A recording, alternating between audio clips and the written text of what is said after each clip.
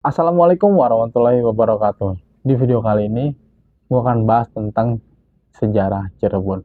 Mungkin kalian tidak asing dengan kota Cirebon. Kota Cirebon dikenal dengan kota yang disebut dengan makanan khasnya, yaitu udang Cirebon. Dan kota Cirebon juga mempunyai sejarah yang sangat panjang yang menarik untuk kita bahas. Sebelum gue mulai video ini, sebelumnya gue disclaimer dulu nih, bahwa semua informasi yang akan gue ceritakan kepada kalian semua ini berdasarkan beberapa sumber artikel, berdasarkan beberapa sumber buku yang gue rangkum menjadi satu.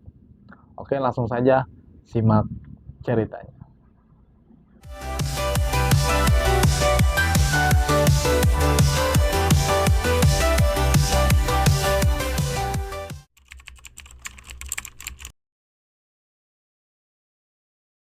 Kota Cirebon pada awalnya merupakan salah satu pelabuhan di Kerajaan Pajajaran. Kesultanan Cirebon juga dikenal sebagai tempat tinggal salah satu wali Songo yang bernama Sunan Gunung Jati. Selain sebagai seorang wali yang berjasa dalam penyebaran agama Islam di Jawa Barat, Sunan Gunung Jati juga memimpin dari Kesultanan Cirebon. Cirebon yang terletak di perbatasan antara Jawa Tengah dan Jawa Barat menjadikannya sebagai tempat pertemuan dan sekaligus percampuran dua kebudayaan yang berbeda. Oleh karena itu, di Cirebon terciptanya kebudayaan tersendiri yang tidak didominasi kebudayaan Sunda ataupun kebudayaan Jawa dari berita yang tertulis oleh Tom Pires di tahun 1812 sampai 1515. Diperkirakan bahwa agama Islam sudah dikenal di Cirebon pada tahun 1470 sampai 1475. Selain sumber tua dari luar, dapat pula dikaji data yang ditulis pada kitab-kitab tua setempat. Meskipun bukti keautentikannya masih perlu dikaji ulang. Kitab-kitab yang saat ini ditemukan di daerah Jawa Barat, beberapa di antaranya Nagara Kertabumi yang ditulis oleh Pangeran Wangsakarta, Purwaka, Caruban Nagari ditulis oleh Pangeran Arya Cirebon pada tahun 1720, dan Babad Cirebon yang ditulis oleh Ki Martiasi sekitar abad ke-18. Dari kitab-kitab tersebut dapat diketahui gambaran sementara segala sesuatu yang berkaitan dengan keberadaan Kesultanan Cirebon. Saudagar kaya yang pertama kali menetap di pelabuhan Muara Jati, Cirebon, bernama Ki Gedeng Tapa yang membangun duku kecil sebagai tempat tinggal. Tempat tersebut lama-kelamaan makin ramai mengingat letaknya di daerah pesisir yang banyak disinggahi perahu pendatang.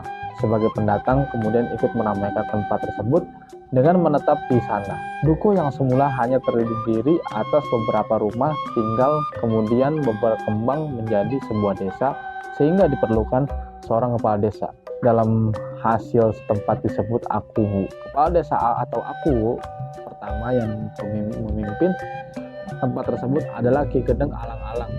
Mengenai penamaan tempat, menurut legenda nama Cirebon diambil dari pekerjaan penduduk setempat yang bekerja sebagai nelayan membuat terasi dan petis yang bahannya diambil dari udang kecil yang disebut rebon. Salah satu hasil sampingannya adalah air bekas pembuatan petis yang dalam bahasa Sunda disebut cai atau air. Jika kedua kata digabungkan sehingga terjadi sebuah kata sebagai nama tempat, yaitu Cirebon.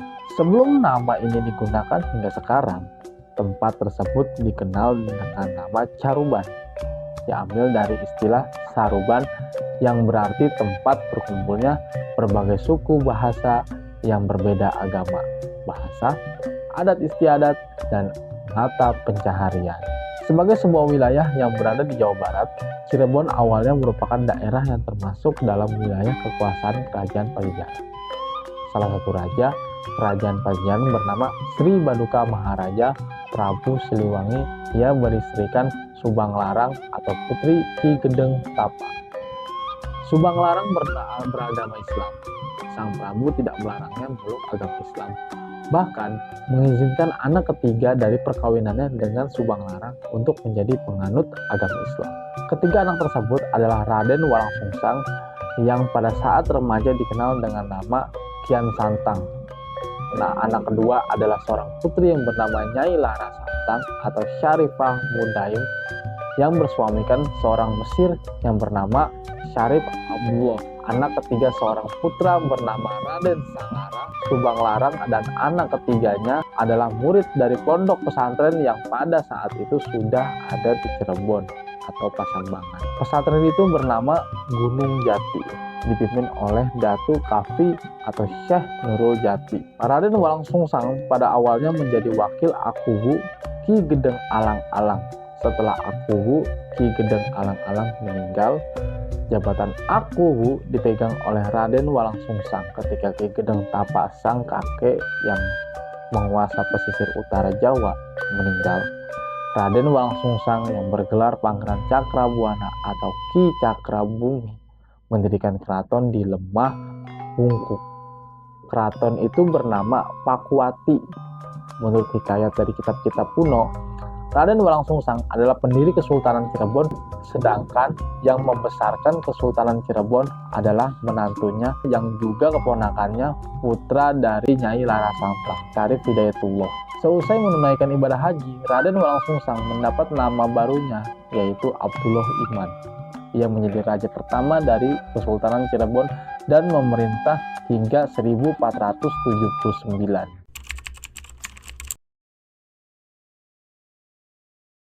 Pangeran Cakrabuana adalah keturunan Pajajaran, putra pertama dari Sri Baduka Maharaja Prabu Siliwangi dari istrinya yang kedua yang bernama Subang Larang, putri Ki Gedeng Tapa. Nama kecilnya adalah Raden Walangsungsang. Setelah remaja dikenal dengan nama Kian Santang. Ia mempunyai dua orang saudara seibu, yaitu Nyai Larasantang, Syarifah Mudaim, dan Raden Sangara. Sebagai anak sulung dari laki-laki, ia tidak mendapatkan haknya sebagai putra mahkota Pakuan Pajajaran. Hal ini disebabkan karena ia memeluk agama Islam atau diturunkan oleh Subang Larang ibunya. Sementara saat itu, abad ke-16, ajaran agama mayoritas di Pajajaran adalah Sunda Wiwitan atau agama leluhur orang Sunda, Hindu dan Buddha. Posisinya diganti oleh adiknya Prabu Surawesesa, anak laki Prabu Siliwangi dari istri yang ketiga yaitu Nyai Cantring Manik Mayang. Ketika kakeknya Ki Gedeng Tapa, penguasa pesisir utara Jawa meninggal, Walangsungsang tidak meneruskan kedudukan kakeknya, melainkan lalu mendirikan istana Pakuwati dan membentuk pemerintahan di Cirebon.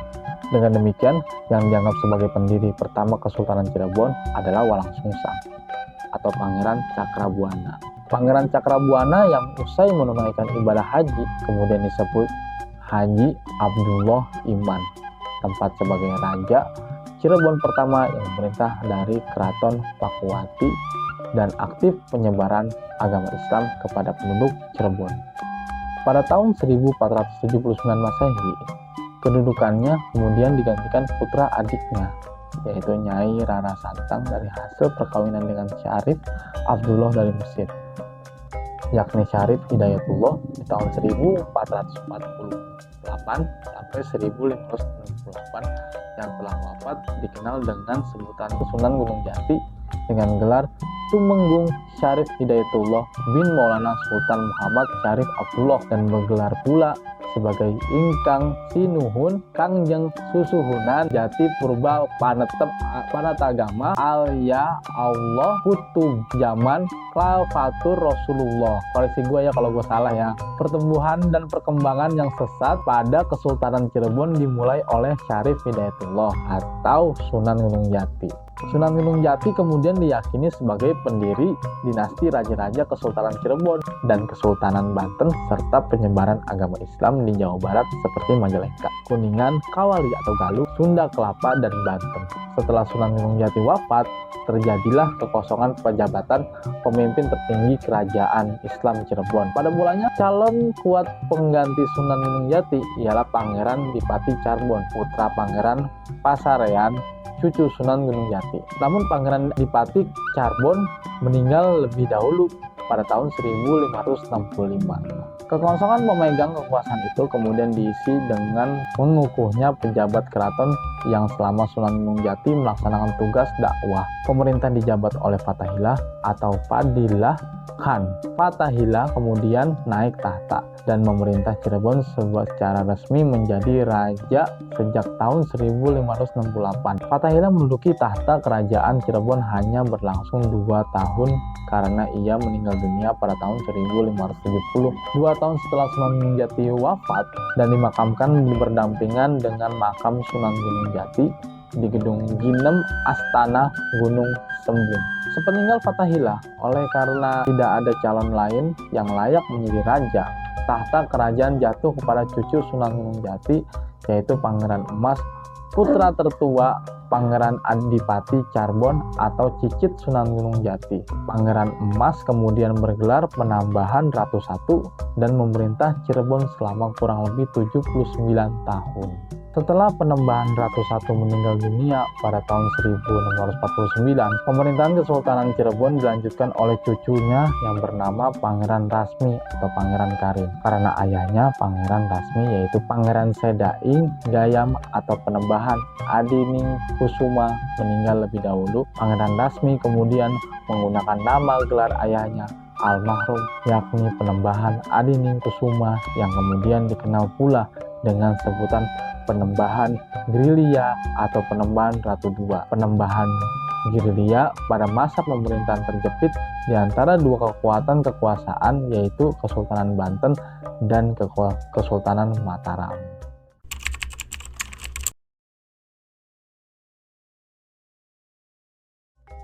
Pada saat kembalinya kedua putra Penembahan Grilaya ke Keraton Cirebon pada tahun 1677 menimbulkan perpecahan di antara ketiga putra Penembahan Grilaya yang mengakibatkan Kesultanan Cirebon terpecah menjadi 3 penguasa.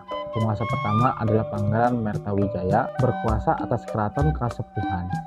Ia bergelar Sultan Sepuh, Abil Makarimi, Muhammad Samsudin, dan berkuasa pada tahun 1677 sampai 1703. Penguasa kedua adalah Pangeran Kartawijaya yang berkuasa atas keraton Kanoman. Ia memerintah pada tahun 1677 sampai 1723 dan memakai gelar Sultan Anom Abil Makarimi Muhammad Badruddin. Sementara itu, penguasa ketiga adalah Pangeran Wangsakerta. Ia tidak berkuasa atas keraton, tetapi hanya sebagai keprabonan yang merupakan tempat belajar para cerdik pandai kalangan istana. Pangeran Wangsakerta berkedudukan sebagai Penembahan Cirebon dengan gelar Pangeran Abdul Kamil Muhammad Nasaruddin atau dikenal juga sebagai Penembahan Tohpati. Masa pemerintahannya adalah pada tahun 1677 sampai 1713. Pelantikan atau penobatan putra kedua tertua dari Penembahan Grilaya dilakukan di Keraton Banten oleh Sultan Ageng Tirtayasa. Dalam tradisi Kesultanan Cirebon, suksesi kekuasaan sejak tahun 1677 berlangsung sesuai dengan tradisi keraton, yaitu seorang sultan akan menurunkan tahtanya kepada anak laki-laki tertua dari permaisuri. Bila tidak ada hak tahta turun kepada cucu atau cicitnya, jika tetap tidak ada jabatan sebagai penguasa dapat dipegang oleh orang lain yang dianggap mampu memegang jabatan tersebut untuk sementara. Sistem suksesi yang dianut berjalan dengan baik dari waktu ke waktu sampai masa pemerintahan Sultan Anom keempat di tahun 1798 sampai 1803. Salah seorang putranya, seorang raja Kanoman, ingin memisahkan diri dengan mendirikan kesultanan sendiri dengan nama Kesultanan Cirebon. Keinginan tersebut dimanfaatkan sebaik-baiknya oleh Belanda yang memang tidak pernah menghendaki negara atau kerajaan di luar kerajaan Belanda bersatu atau menjadi besar, berarti peningkatan kekuatan kerajaan tersebut. Keinginan Pangeran Raja Kanoman didukung sepenuhnya oleh Belanda dengan mengeluarkan surat keputusan Gubernur Jenderal Hindia Belanda yang mengangkat Pangeran Raja Kanoman menjadi Sultan Cirebon Kacirebonan pada tahun 1807. Namun ada syarat yang harus dipenuhi oleh Pangeran Raja Kanoman, yaitu keturunannya nantinya tidak mempunyai hak untuk menjadi sultan, tetapi hanya menjadi pangeran. Dengan demikian, di Kesultanan Cirebon terdapat satu lagi kesultanan yang merupakan pecahan dari Kesultanan Kanoman. Sementara itu, yang menjabat sebagai Sultan Kanoman V adalah putra Sultan Anom IV lainnya yang bernama Sultan Anom Abdul Soleh Imamuddin yang memerintah pada tahun 1803 sampai 1811. Kejadian tersebut makin memperlemah kedaulatan Kesultanan Cirebon dan memperkuat ikut campur tangannya Belanda dalam urusan internal Kesultanan Cirebon. Keadaan tersebut mencapai puncaknya pada tahun 1906-1926 dengan meresmikannya kota Cirebon dan dihapuskannya kekuasaan pemerintahan Kesultanan Cirebon.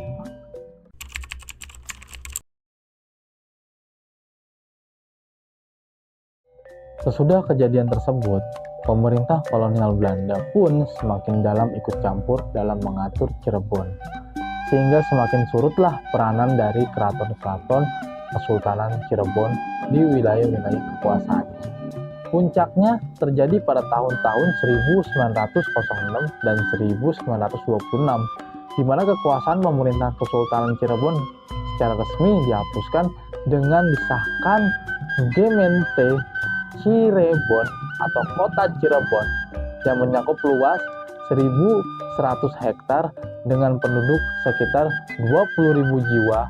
STIB 1906 nomor 122 dan STIB 1926 nomor 370 tahun 1942.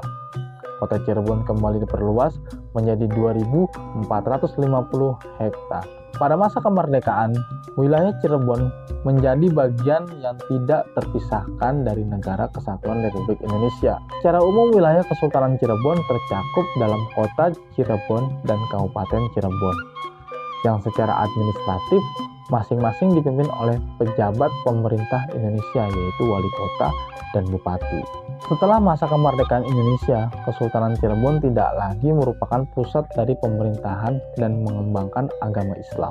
Meskipun demikian, keraton-keraton yang tidak tetap menjalankan perannya sebagai pusat kebudayaan masyarakat, khususnya di wilayah Cirebon dan sekitarnya. Kesultanan Cirebon turut serta dalam menghadapi upacara perayaan adat. Masyarakat telah beberapa kali ambil bagian dalam Festival Keraton Nusantara atau disebut FKN. Pada awal bulan Maret 2003 telah terjadi konflik internal di Keraton Kanoman antara Pangeran Raja Muhammad Emiruddin dan Pangeran Elang Muhammad Saladin untuk pengangkatan tahta Sultan Kanoman XII. Pelantikan kedua sultan ini diperkirakan menimbulkan perpecahan di kalangan kerabat keraton tersebut.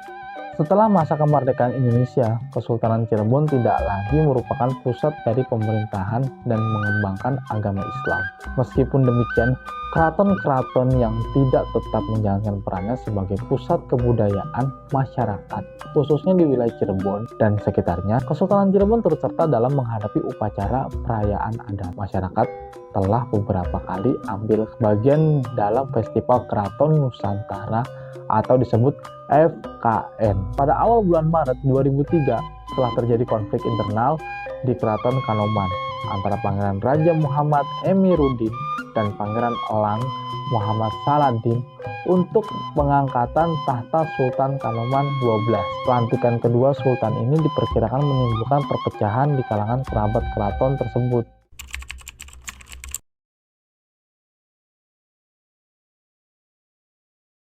Keraton ini didirikan oleh Muhammad Badriddin atau Pangeran Kertawijaya.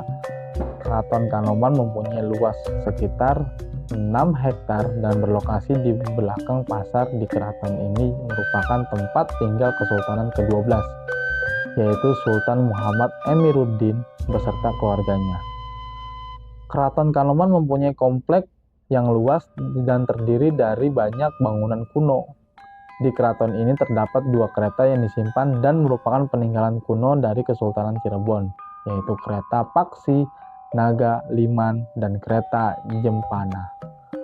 Kesultanan Kanoman merupakan bagian dari Kesultanan Cirebon yang dibagi pada putra Pangeran Grilaya, yaitu Pangeran Raja Kertawijaya.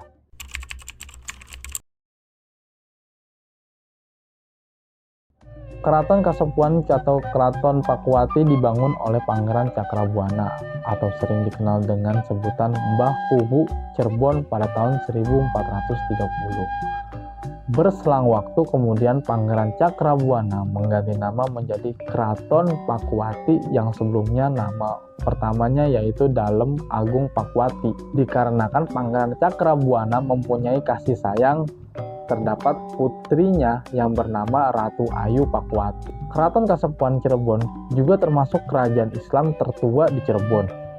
Keraton Kasepuhan merupakan bangunan bersejarah Kesultanan Cirebon yang masih terawat dengan baik. Dan bangunan Keraton Kasepuhan Cirebon tersebut menghadap ke posisi utara.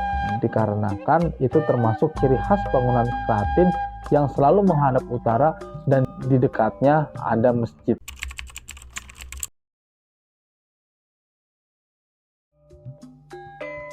Peninggalan Keraton Cirebon selanjutnya adalah Keraton Keprabon. Keraton ini adalah sebuah tempat pembelajaran yang didirikan putra mahkota Kesultanan Kanoman yang merupakan pembagian dari Kesultanan Cirebon. Pangeran Raja Adipati Keprabon memilih untuk mendalami ilmu keagamaannya di agama Islam. Akan tetapi Keprabon bukanlah keraton atau kesultanan, melainkan sebuah tempat yang dibangun oleh Pangeran Raja Adipati untuk mendalami agama Islam seperti tarekat. Keprabon tidak mempunyai keraton melainkan hanya rumah-rumah biasa. Akan tetapi Keprabon tetap mempunyai bau peninggalan sejarah dari Kesultanan Cirebon meskipun sedikit.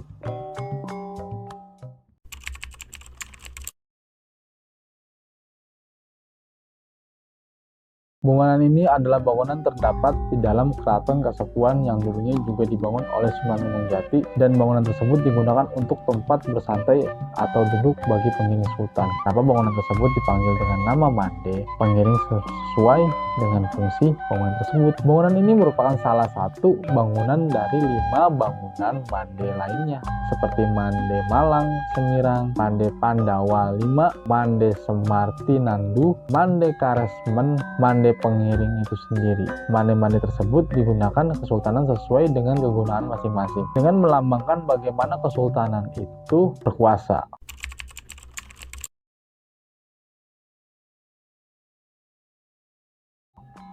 Keraton ini dibangun pada tahun 1800 Masehi. Bangunan ini digunakan untuk menyimpan barang-barang peninggalan pada zaman terdahulu, yaitu seperti keris, wayang, alat musik gamelan, dan alat-alat perang lainnya. Keraton Kacirebon berada di wilayah Kelurahan Pulasaren, Kecamatan Kakalipan di Kota Cirebon, dan terletak di sebelah barat daya dari Keraton Kasepuhan, dari selatan dari Keraton Kanoman. Bangunan ini mempunyai panjang yang sangat besar dan panjang ke arah selatan dengan luas tanah 46.500 meter persegi.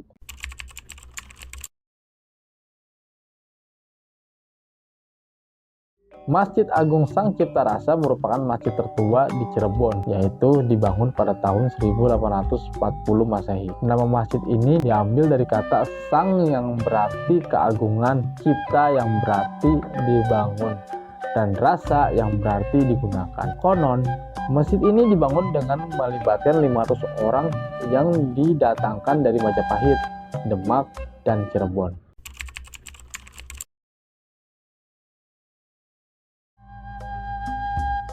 Makam Sunan Gunung Jati terletak di Cirebon, tepatnya di sebuah bukit kecil yang sering dikenal dengan Gunung Sembung. Komplek pemakaman ini terletak berada di lintasan Cirebon sampai Indramayu. Salah satu seorang wali penyebar agama Islam, makam Sunan Gunung Jati ini selalu dipadati oleh pengunjung dari berbagai daerah. Bahkan ada yang dari luar negeri demi berziarah ke makam salah satu wali penyebar agama Islam ini.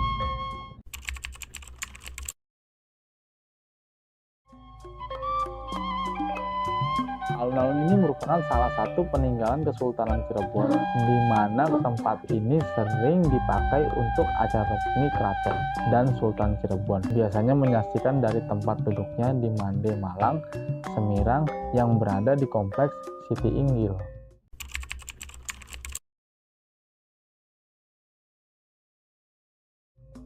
Dua patung macan putih ini merupakan peninggalan Kesultanan Cirebon dan Kasepuhan, dan patung ini berlokasi di depan keraton yang terdapat di Cirebon, terutama Keraton Kasepuhan. Arti dari patung macan putih tersebut yaitu melambangkan keluarga besar Pajajaran yang merupakan keturunan Maharaja Prabu Siliwangi. Masyarakat sekarang lebih menganggap dua patung tersebut sebagai penjaga suatu tempat yang berbau sakral atau mistis.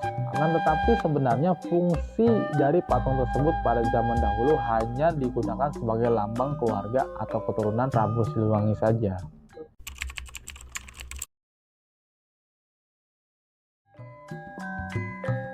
Kereta Singa Barong Kasepuhan merupakan karya penembahan Lohsari, yaitu merupakan cucu Sunan Gunung Jati yang dibuat pada tahun 1549. Depan kereta Singa Barong terbentuk belalai gajah melambangkan persahabatan Kesultanan Cirebon dengan negara India, dan berkepala naga melambangkan persahabatan dengan negara Tiongkok, serta bersayap dan berbadan buruk melambangkan persahabatan dengan negara Mesir. Senjata Trisula pada belalai gajah mempunyai lambang mengenai ketajaman cipta, rasa, dan karsa manusia. Itu dia tadi cerita dari sejarah Cirebon. Barangkali teman-teman ada yang ingin menambahkan dan mengoreksi, silakan tulis di kolom komentar. Thank you for watching and see you next video. Wassalamualaikum warahmatullahi wabarakatuh.